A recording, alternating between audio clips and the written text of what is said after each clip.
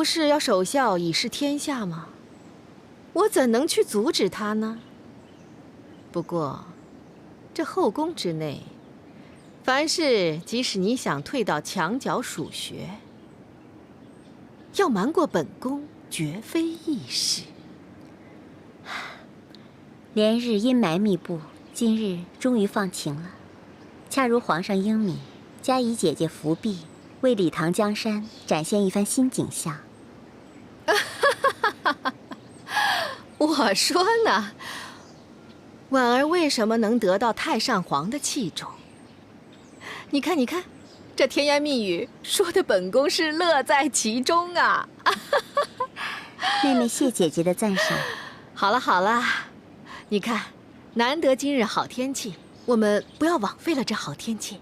走，陪姐姐到浴池观鱼赏花去。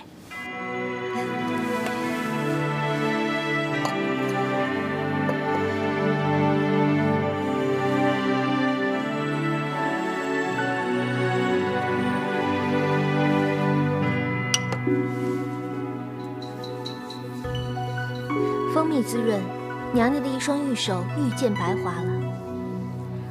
我这双手比起太上皇的手还差得远。太上皇其贺之年已届80，论肌肤凝脂，娘娘岂有不及之理？太上皇拥有一双翻手为云、覆手为雨、掌控荣辱生死的手。恕奴婢愚钝。当今皇后乃真正的后宫之首，为何娘娘不与之靠拢？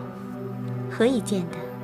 太平公主虽有隐退守孝之意，言辞间却存拉拢之心，言行有别，必有所图。娘娘何不如实相告，取得皇后娘娘的信任，借此立功？皇后与梁王靠拢，表面上来看，确实是比公主还强。但是二人各怀鬼胎，心思有异，看来合作未必能够长久。如果公主真能退一步忍一时，假以时日，扭转乾坤也未必是不可能。可是皇后为娘娘牵红线、分嫔妃，以姐妹相称，既同坐一船，娘娘理应站在皇后这一方。良禽择木而栖，良将择主而事。娘娘的意思是，皇后并非良主。昔日太上皇不耻皇后，就是说其胸襟狭窄，将来难以成大事。更何况，知人善任的太上皇，对我和张昌宗的事，一直都是耿耿于怀。试问，猜疑善妒的皇后，又怎么会和太上皇的亲信而亲近？怎么会善待于我呢？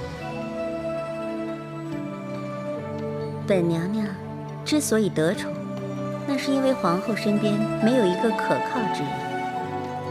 要是有一天皇权大定，皇后肯定会铲除异己。那这么说，娘娘岂不是伴君如伴虎？这个道理，从我第一天入宫就已经知道了。如今的形势，是皇后胜还是公主胜，还不确定。在还没有看出来胜负之前，我就务须表明我的立场，所以也不用说出公主的用心。对皇后而言，进可攻，退可守；而对公主而言，我可是卖了一个人情，可以左右逢源，我可是立于不败之地。我几地生死都能逃过阎王耳目，这岂是只靠运气？要知道，侥幸只是一时，要活命就要靠实力。凡事留一手，不是为了别人，只为了给自己留一条后路。关于赈灾一事，两位大人进行如何？回禀太子，一切仍在筹划之中。筹划？瑶州灾情已趋严重，刻不容缓，你何以仍在筹划中，而未有实际行动呢？太子殿下，请稍安勿躁。要知道，赈灾之事所牵扯的范围甚广，岂能轻率处理啊？张大人，你乃工部尚书，要拨钱粮与人手分配，对你来说岂有难办之理？太子殿下久居宫中，对世事不甚了解。要知道，如今李唐天下刚富，税收未补，国库空虚，再加上边陲战患连连，军饷短缺，何况是粮食？是啊，所以如今天下处处是灾区，并不是我们不想赈灾，实在是无能为力呀。你们两个你一言我一语的，是在指责本太子自讨苦吃，明知不可为而为之是吧？微臣不敢。你们两个心中还有没有我这个太子？请太子息怒，微臣只是将民情如实上达。太子若有不满，可以禀明皇上，撤换微臣。但是，方今天下民情国情如此，就是换了其他人，恐怕也不能有所作为。你。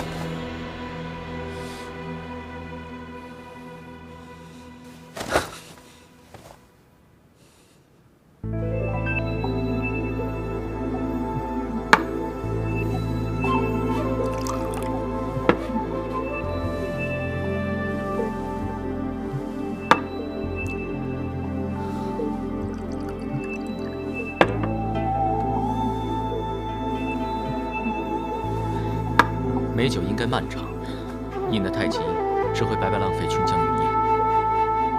今夜把酒，言欢献凤。充军，只求一醉。你就算醉倒今夜，可是他朝又将如何？如今乌云遮日，奸佞当道，以至于政令不行。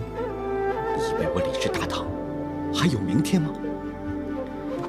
不过区区2个尚书挡路，就令太子你一蹶不振，精神萎靡，在这借酒消愁吗？我是眼见武三思的党羽，为了一己私利，任意妄为，不顾百姓苦困，我感到沮丧。其实赈灾一事，明显是皇后要置太子于万箭穿心之地，一方面要太子彰显功绩，另一方面又出手阻挠，到头来让太子事倍功半，成为众矢之的。既然明知道是吃力不讨好，何以你还要强出头呢？明知山有虎，偏向虎山行，你这又是何苦呢？我不入地狱，谁入地狱？你就不能不管赈灾之事？俗话说得好，退一步海阔天空啊！我退容易，但是13万灾民如何能退？他们现在个个是处在水深火热之中，前是悬崖，后无退路，进退两难。纵使赈灾之路再艰苦，我绝不会轻言退缩。而今父皇、母后只懂争权暗斗，如今皇姑隐退，恐怕也是皇后以及武三思所为。公主深藏不露，我估计她的心计只系于皇祖母一人。若非心甘情愿，她人亦是难以勉强。皇后多多相逼，皇姑为求自保，假借守孝之名以避疾风。虽然是虚情假意，但也是形势所逼，并不为过。太子，您仔细想想，公主退守，不仅可以赢得名声，除此之外，还能堵住皇后的攻势。这样连消带打，真的是奇高一招吗？如果要我和皇姑一样，为求自保而置百姓的生死于不顾，这种事我不屑为之。赈灾之事，我是管定了。纵使前方的道路再艰辛，我也会排除万难坚持下去，还天下万民一个公道。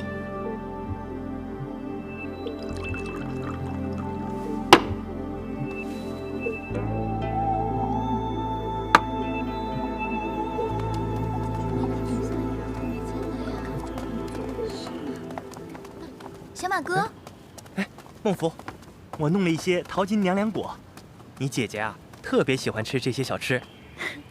那我代姐姐谢谢你了。哎，孟福，最近你在太子府那儿怎么样？有没有挨骂呀？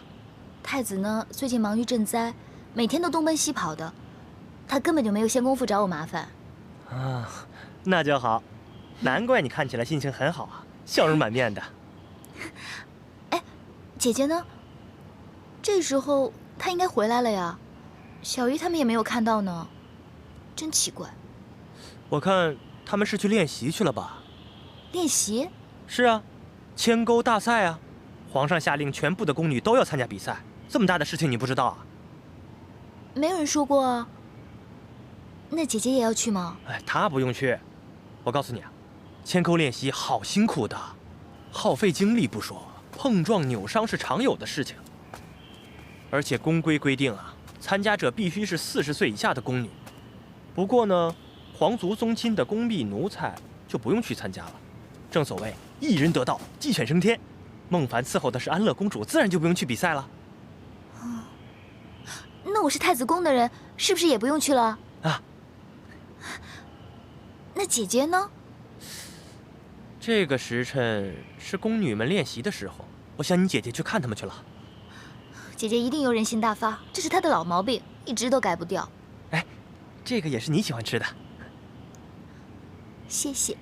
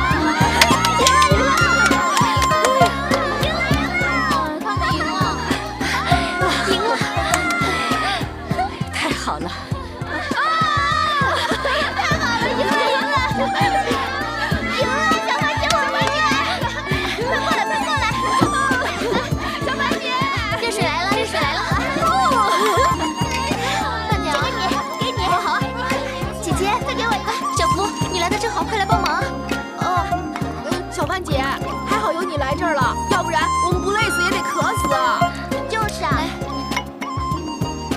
来，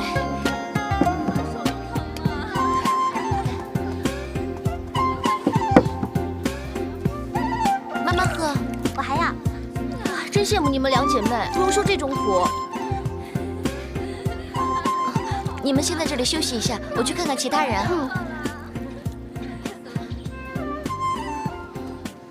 来，大家都累了吧？来喝点水吧。还有谁说？我也要。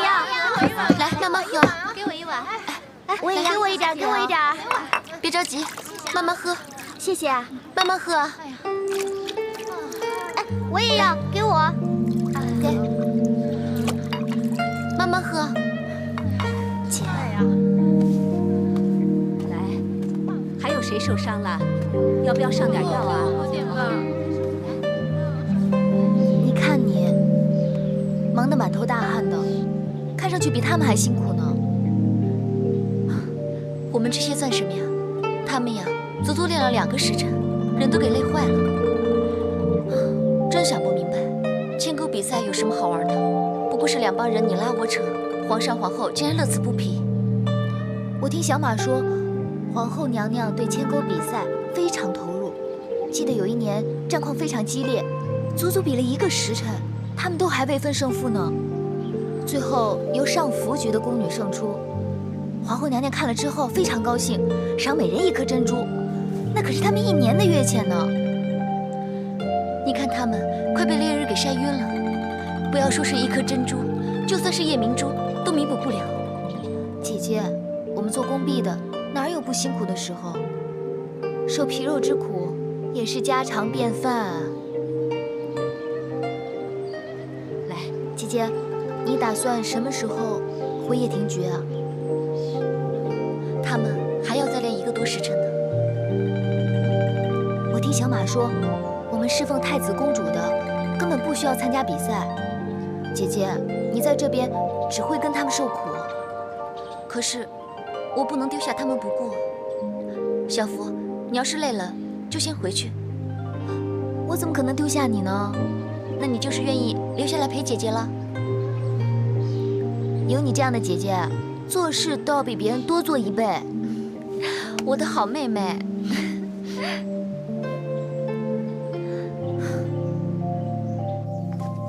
姐姐，你真是多管闲事，明明可以置身事外的呀，偏偏还要插一手。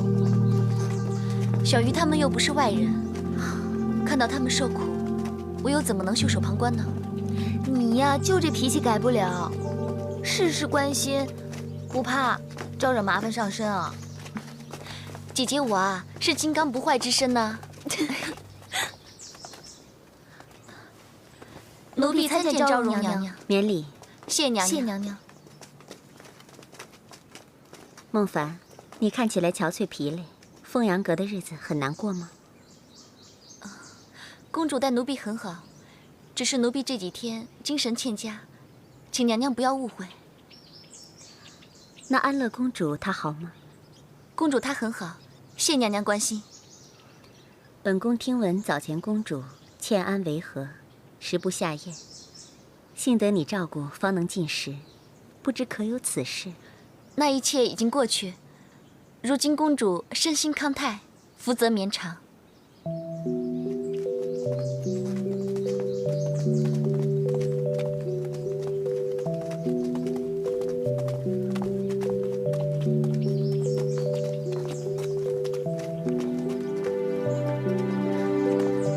姐姐，你跟他那么熟，有问有答的，交情匪浅。昔日服侍太上皇的时候，昭容娘娘曾经多次陪太上皇下棋对弈，算是有几面之缘吧。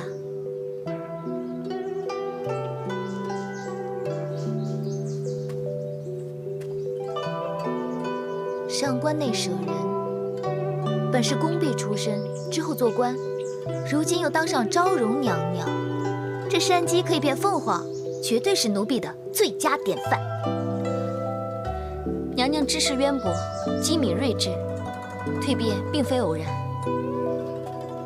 姐姐，如果你跟娘娘交情匪浅的话，那你一定要好好的攀附讨好。如果她可以做你的靠山，那你在宫中，每个人都会对你刮目相看。我们在宫中为奴为婢，应该做好分内之事，尽心尽力，这才是求生之道。太上皇曾经说过，在宫中如果要生存的话，就一定要有靠山；如果要生存到最后的话，那就一定要找最大的靠山，这是宫里不变的法则。再高的山也有崩塌的一刻，只要我们把握好自己，就可以掌控命运。可是，有权的人说一句话，就可以要你的性命。当我们踏进宫那一刻，我们就已经丧失了怎样死的权利，但我们可以决定如何活。现在，你如果借势靠拢，狐假虎威，一旦风向逆转，山崩地裂，你可能会受他人牵连，为他人陪葬。但是，只要识时务，找到靠山，那就可以避免啊。可是如今，最大的靠山就是皇上，你如何能靠？傻妹妹，被姐姐说的没话说了吧？不理你。哎，小福，你呀，鬼脑筋现在越来越多了。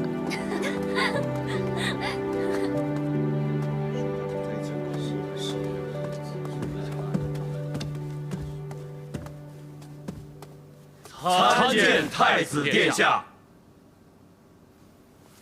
为何只有你们几位大臣？其他6位大臣呢？何以迟迟未见？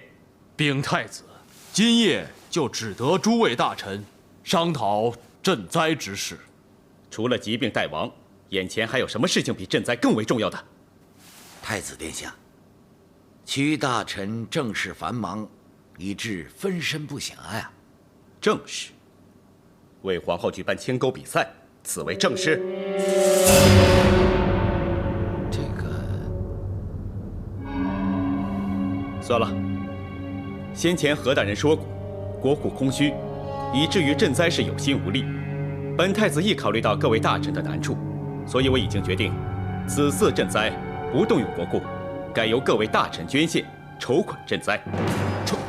筹款赈灾，这没错，各位大臣位高权重，一心为国。如今国家有难，本太子相信各位大臣绝对不会袖手旁观。正所谓一人之力虽弱，但合众人之力则强。臣为官清廉，哪来多余财产捐献呢？是，微臣一家上下64口，全仗朝廷俸禄，实在是无力捐献啊。此事还请太子殿下三思啊！够了！皇后举行牵钩比赛，你们是个个一呼百应。本太子要你们捐献，你们一个个找理由找借口。罢了，此事本太子自会处理，无需你们帮忙。这，你说这帮不上。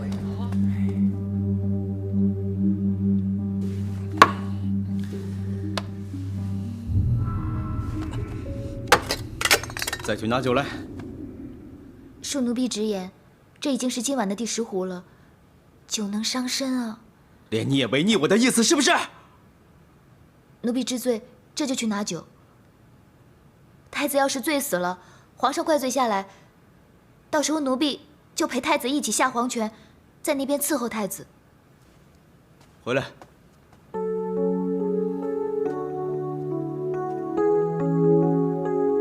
是我不对，今天我的心情实在是坏透了。那你还要喝酒吗？不喝了，再喝下去酒后失言，连你这个丫头也不理我了。那奴婢这就去帮你倒杯茶，解解酒。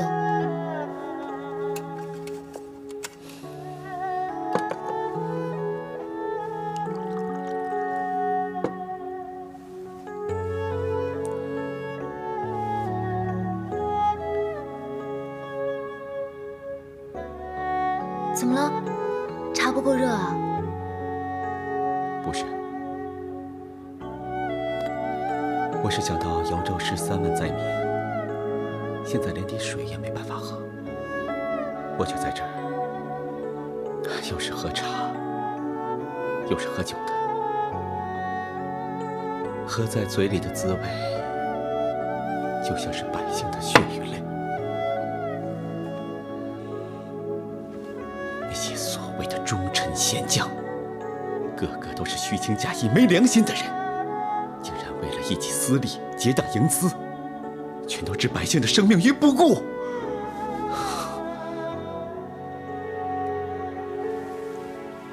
太子这样埋怨诉苦，也解决不了问题啊。不是我不想解决，是有人不想。我一心想为百姓做事，却处处有人对我绑手绑脚，对我百般刁难。好不容易能够往前100步，却被逼得倒退50步。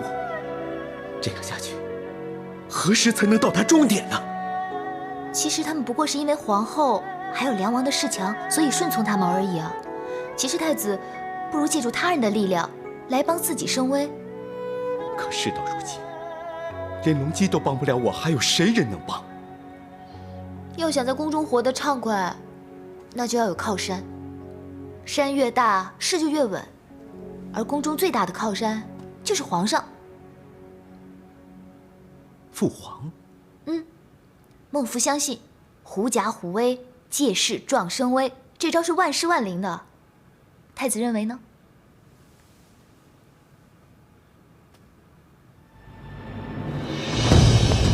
唱，唱，唱，唱。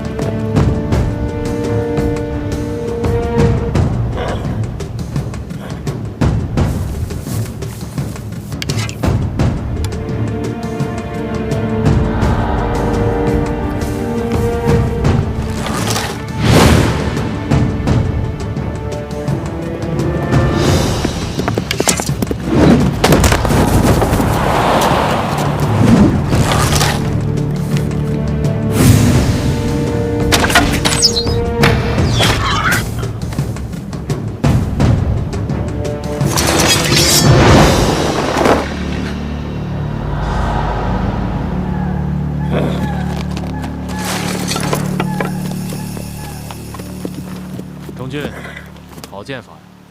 此乃父皇教导有方。过分谦虚就是虚伪，你的能力朕是知道的。谢父皇。可惜，母后并非如此认为。国纲大定，皇后既要统领后宫，又要替朕分担政事，身兼数职，有时候难免心浮气躁。儿臣知道母后辛劳。想当初朕被幽禁的时候，皇后吃了不少苦头，这番情谊，朕知道她是发自内心的。儿臣明白，我从来没有质疑母后对父皇的心意，只是母后她对儿臣多加逼迫，着实令儿臣。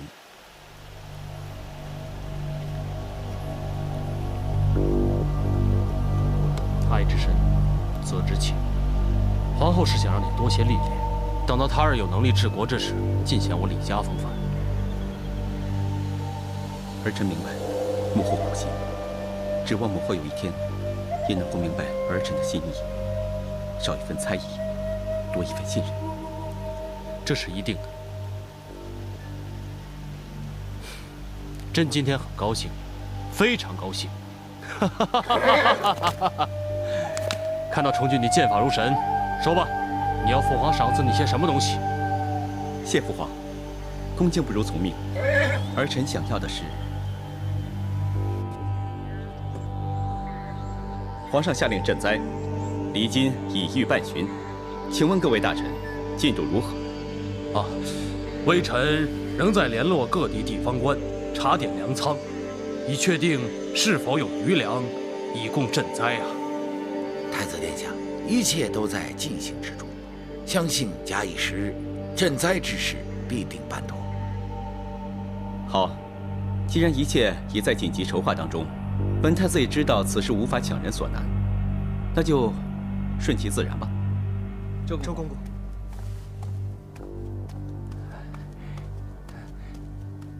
奴才叩见太子。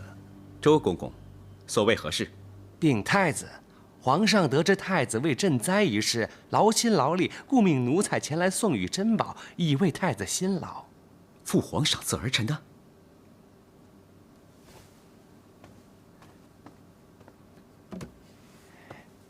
奴才告退。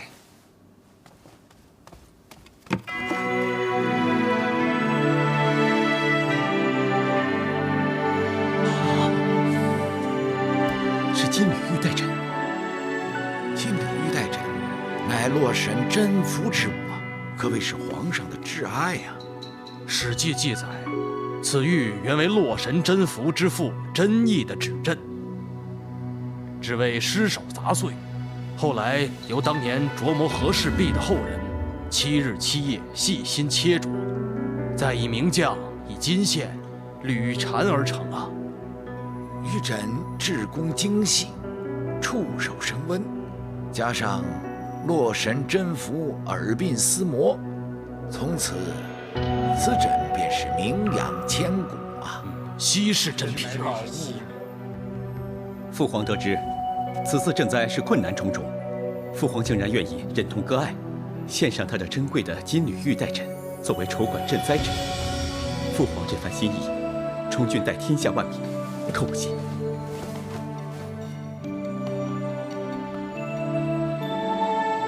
诚如各位所见，父皇对于这次的赈灾是极为重视的。倘若有任何人办事不力，必会遭到父皇最严厉的惩罚，知道吗？臣已通报各地州府，运送粮饷到城外雍州，聚集赈灾之物。臣即刻前去亲自督导，相信不久之后即会有成果。救人如救火，刻不容缓。臣等先行告退。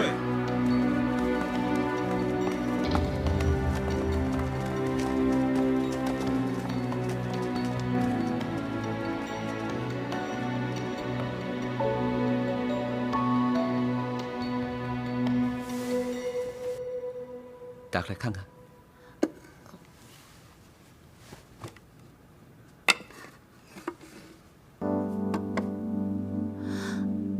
这是送给你的。这对金花钿，如丝贵重，奴婢何德何能，可以承受这么贵重的礼物呢？这是你应得的，要不是因为你，赈灾一事至今还未办成呢。奴婢跟赈灾又有什么关系啊？话是你说的，怎么，你忘了？我说过什么啊？狐假虎威。记起了没有？想要在宫中活得畅快，便要依傍靠山。这山越大，事就越稳。而宫里面现在最稳的靠山，就是当今的皇上。朕今天很高兴，非常高兴。看到成俊你剑法如神，说吧，你要父皇赏赐你些什么东西？谢父皇，恭敬不如从命。而臣想要的是父皇的金缕玉带枕。你要朕最爱的玉枕？是。君子不夺人所爱，而臣只是想借金缕玉带枕把玩几天，也就心满意足了。好，回宫之后，朕立刻差人给你送过去。谢父皇。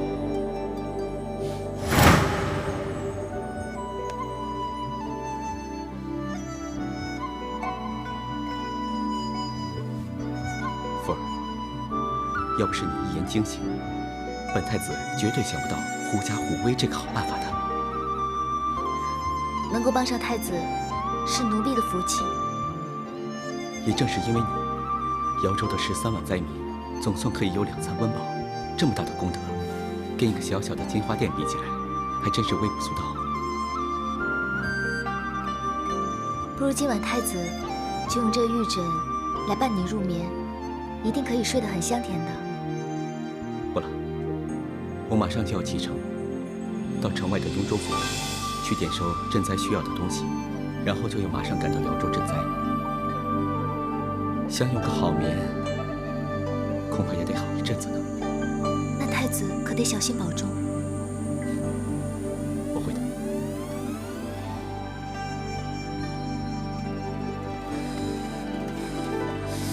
忍着点儿。姐姐，哎，小福，你回来的正好，快过来帮忙。你们这旧伤未愈，新伤又治，就算是金疮药也无济于事啊。那有什么办法？比赛日期逼近，我们的练习也就越来越狠了。真是完全不要命了。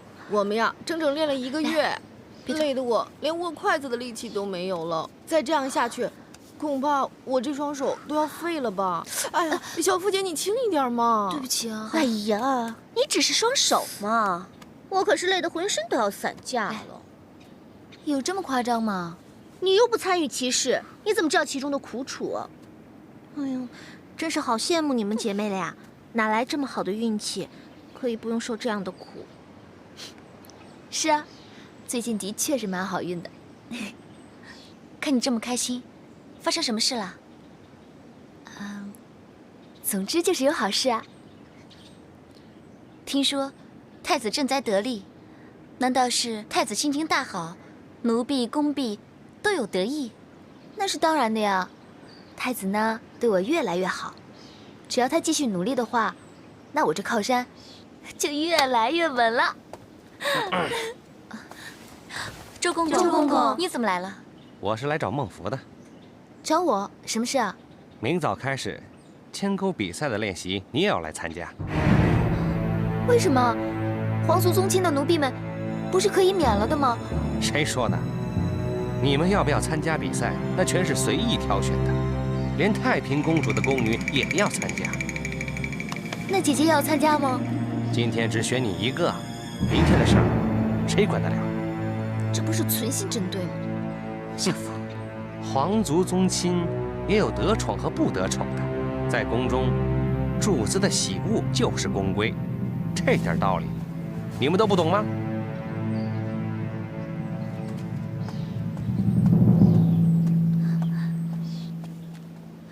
太好了，现在我们又多了一个人，那我们的胜算就又高一筹了。要说你这个君儿啊，总是不会说话。什么呀？我也是为大家着想嘛。是他自己说的呀。他最近运气比较好嘛。好啦好啦，大家都不要再斗嘴了嘛。小福姐到底是哪一队的？我们到现在还不知道啊。小福，没事的。公主，公主，公主，救救奴婢，救救奴婢呀！这恐怕都是皇后的主意，本公主也爱莫能助。蓉儿已经听说有数十个宫女经受不住千钩的折腾，不是断了手就是跛了脚。要是蓉儿去参加比赛的话，肯定坚持不住3天的。请公主为蓉儿做主啊！你以为单凭我一句话，皇后就会善罢甘休吗？皇后多疑善计，对于本公主的退隐守孝之名并未全信，所以才会故意叫你去参加比赛。她是要敲山震虎，目的就是为了试探本公主的退隐之心。要知道，这只不过是一场比赛，要是本公主也插手其中，那退隐之名不攻自破。所以这一次只好委屈你受点苦了。公主，如果真的是小小苦楚，奴婢又有什么所谓？只怕是皇后为了诱使公主出手，前功只是开始，往后还会变本加厉，加害奴婢。如今蓉儿命在刀口，公主你一定要救救蓉儿啊！你就不要杞人忧天了。皇后的心思变幻莫测，谁也不知道下一步她会如何走，一切就顺其自然，见招拆招好。总之，本公主答应你，绝对不会见死不救。公主，可是，难道你认为要保一个奴婢的命，本公主连这点本事都没有吗？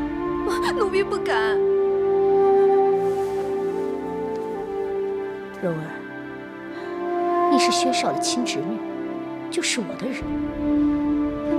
当年碍于形势，没有能够保住薛少，我说过，绝对不会再让任何人带走本宫的人。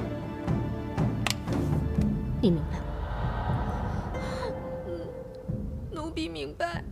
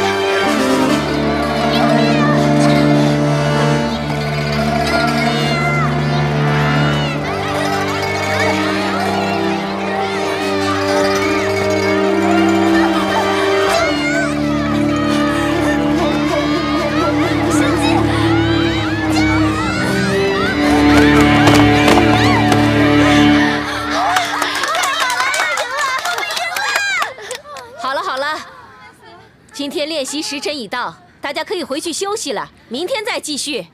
啊，走了，走。怎么了？我的脚扭到了。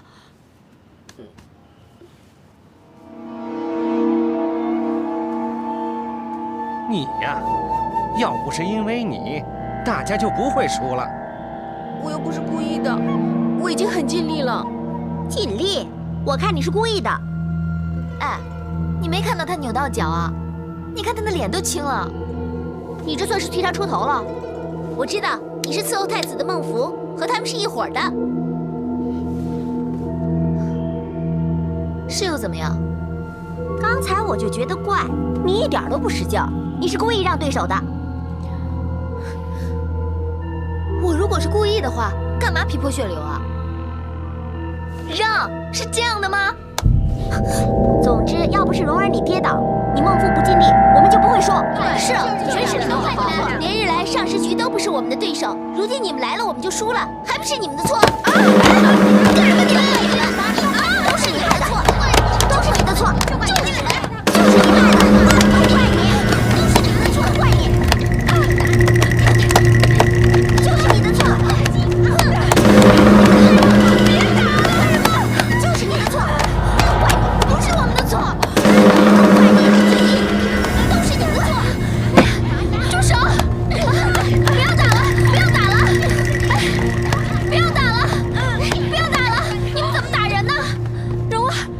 是吧？蓉儿，蓉儿，怎么样啊？小福，他们为什么打你们啊？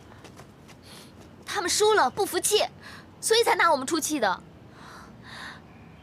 练习牵钩已经够惨的了，现在连自己人都落井下石，这地方不能待了。蓉儿，先起来，来，先起来再说。来，慢点。娘娘独自对弈已经整整1个时辰，要不要稍事休息？从前太上皇一个人能对弈3个时辰，体不乏，眼不疲，神不倦。奴婢真不明白，一个人对弈有何乐趣？这个呀，恐怕上官婉儿最明白。娘娘何不招昭容娘娘陪你对弈，以增其乐？本宫对她的心思仍未摸透，不想与她太过亲近。奴才叩见娘娘。吩咐你的事办妥了吗？一切按娘娘的吩咐。牵钩训练期间，奴才让宫女们故意挑起事端，趁机对蓉儿拳打脚踢。好。